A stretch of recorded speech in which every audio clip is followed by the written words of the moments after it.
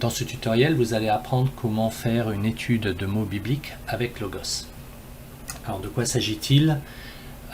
Nous allons prendre le mot Jésus pour exemple. Donc sur une étude sur Jésus pourrait par exemple regarder la vie de Jésus ou des thèmes théologiques comme la divinité de Jésus, ce genre de choses. Il y a toutes sortes d'études qui peuvent être faites en rapport avec Jésus, et quand vous utilisez le mot Jésus d'ailleurs pour commencer une étude dans Logos. Mais les études de mots, c'est spécifiquement une étude du sens de ce mot. Donc par exemple pour Jésus, ça serait que veut dire le mot Jésus à l'origine, et puis là on découvrirait par exemple que Jésus en fait est le mot grec qui provient de Josué, un mot hébreu à l'origine qui fait référence au salut. Donc c'est ce genre de choses qu'on peut découvrir en faisant des études de mots bibliques et qui peuvent être enrichissantes. Mais il y a aussi une autre raison importante de faire des études de mots bibliques, et c'est simplement les besoins d'interprétation pour mieux comprendre les passages que nous lisons et en retirer le sens pour savoir aussi comment les appliquer à nous-mêmes de nos jours.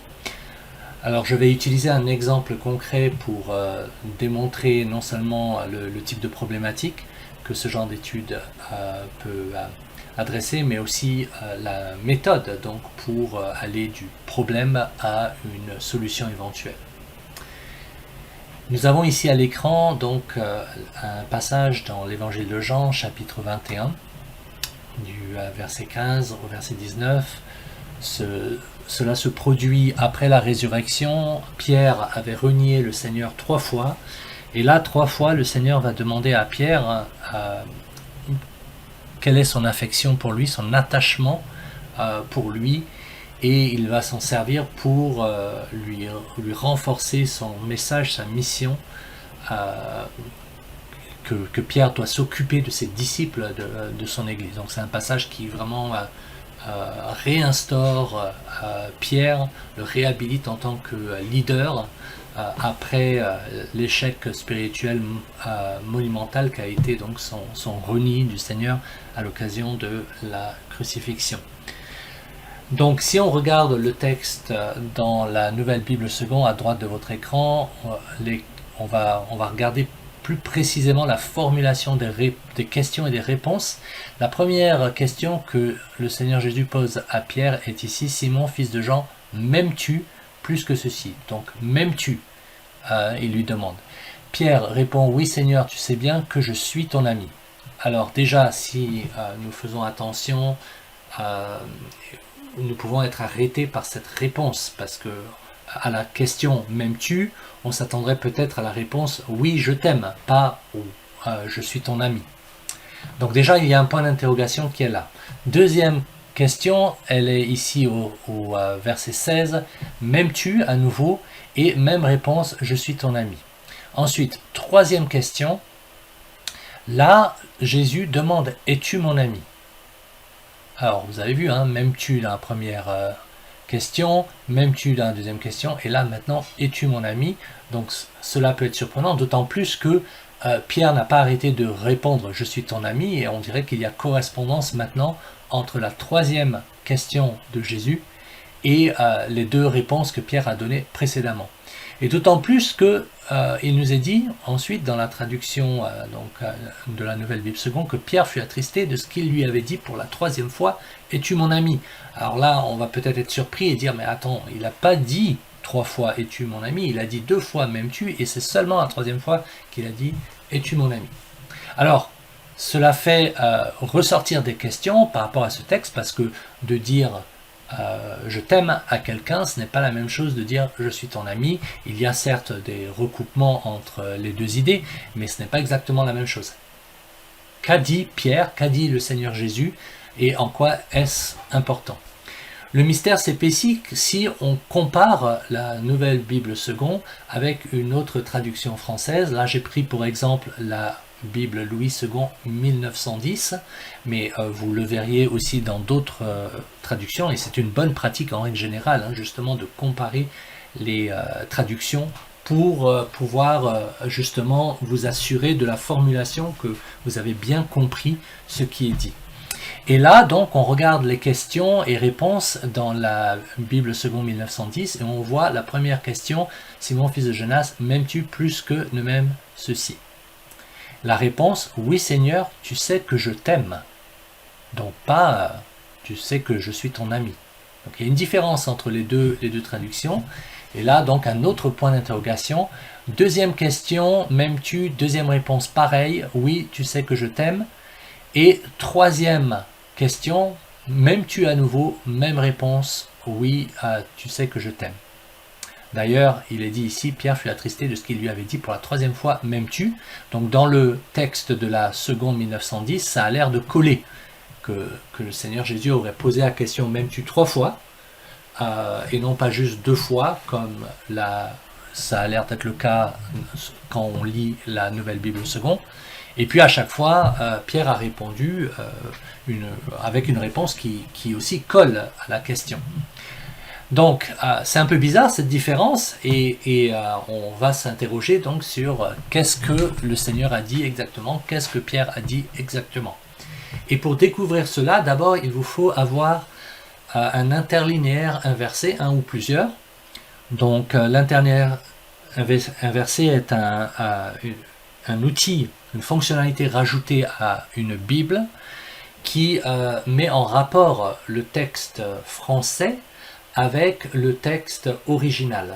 Donc dans le Nouveau Testament ça va être du grec, dans l'Ancien Testament ça va être de l'hébreu ou de l'araméen dans certaines parties de l'Ancien Testament.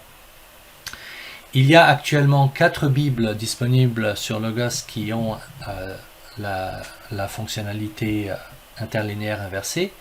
Elle n'est pas toujours incluse, vous pouvez acheter la Bible séparément, mais à chaque niveau de bibliothèque de base, il y a au moins un interlinéaire inversé de disponible.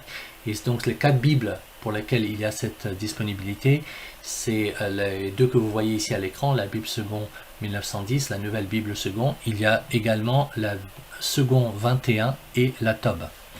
Et donc quand vous avez cette fonctionnalité, vous allez avoir ce bouton là qui est disponible et vous pouvez cliquer dessus pour afficher les informations interlinéaires. Alors je ne vais pas tout expliquer le fonctionnement de cette fonctionnalité parce que ce n'est pas l'objet de ce tutoriel. Je veux juste dire que pour l'instant là j'ai sélectionné juste les options qui sont pertinentes à ce tutoriel. En l'occurrence, ici il vous est montré le texte grec, les lemmes en fait qui correspondent à chaque mot dans la traduction française. Et puis dessous vous avez la translittération de ceci. Donc si vous ne connaissez pas l'alphabet grec, vous ne pourrez pas forcément lire ces mots. La translittération vous permet de le lire dans un alphabet qui est plus familier pour vous. Donc même si vous ne connaissez pas l'alphabet phonétique, les petites marques que vous avez par exemple sur le O ici, vous pouvez au moins produire une approximation du son représenté par le grec. Donc là par exemple, Ho, Jesus pour Jésus. Voilà, avec un article. Donc qu'est-ce qu'un lemme? J'y ai fait référence, donc explication rapide. Un lemme est la forme dictionnaire d'un mot. Si vous prenez le verbe être va apparaître dans des phrases sous des formes conjuguées et fléchies, donc par exemple était, ou quand je dis je suis ou nous sommes, étiez. Donc on ne va pas consulter un dictionnaire sous étiez par exemple, on va regarder sous être pour avoir la définition, et être est donc le lemme. Et de la même façon dans Logos, vous avez le lemme, donc la forme dictionnaire de chaque mot. Ici par exemple, après qu'ils eurent déjeuné, c'est ce verbe aristao, mais ce que vous voyez là c'est le lemme, pas conjugué, juste la forme dictionnaire. Alors pourquoi c'est utile? C'est qu'on va pouvoir utiliser ce lemme pour ensuite lancer des études de mots bibliques. Et là, en affichant l'interlinéaire, vous pouvez commencer à voir quels sont les mots qui sont utilisés sous ces questions et ces réponses. Alors première question, m'aimes-tu? On voit ici, ça dit agapao. Et quand je mets la souris sur le mot, vous voyez en bas, il y a une bulle qui apparaît qui dit agapao, verbe présent actif indicatif. Donc vous pouvez faire fi de la conjugaison pour l'instant. mais au moins vous voyez que c'est un verbe et que c'est le verbe agapao, vous savez comment le prononcer en regardant ici. Ensuite, réponse de Pierre, tu sais bien que je suis ton ami. Pareil, on regarde dessous, qu'est-ce qu'on voit? On voit philéo, non pas agapao.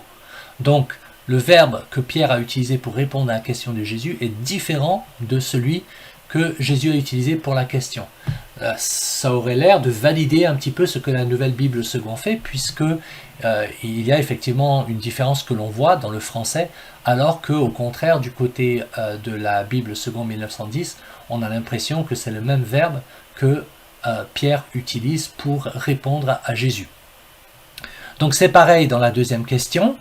Et puis donc quand on arrive à la troisième question de Jésus, Simon fils de Jean, es-tu mon ami? On voit qu'effectivement ce n'est pas le même verbe que Jésus a utilisé dans les deux premières questions, où c'est traduit même tu. Par contre, c'est le même verbe que Pierre a utilisé dans ses réponses en disant je suis ton ami, donc le verbe philéo. Donc déjà d'utiliser l'interlinéaire nous permet de repérer cela et de constater qu'il y a en fait deux verbes utilisés et il y a une sorte de jeu qui se produit dans l'interchange de ces verbes. Donc pourquoi y a-t-il cet échange de verbes? Et puis aussi on peut se poser la question maintenant, est-ce que la Bible Second 1910 a mal traduit ou est-ce que sa traduction se justifie aussi, ainsi que celle de la Nouvelle Bible Second? Et puis encore une fois on revient à notre question principale, comment entendre donc ce sens? Qu'est-ce qui nous est dit exactement dans ce passage et qu'est-ce qu'on peut en faire ressortir, comment l'appliquer à soi-même. Donc voilà, nous avons nos mots identifiés, nos mots grecs, agapao et philéo. Si vous étiez dans l'Ancien Testament, ce seraient des mots en hébreu. Nous allons conclure ici la première partie de cette étude, et puis nous allons continuer dans la deuxième partie, voir donc comment on utilise ces mots pour mener l'étude de mots bibliques et précisément sur cette question qui nous touche dans Jean 21.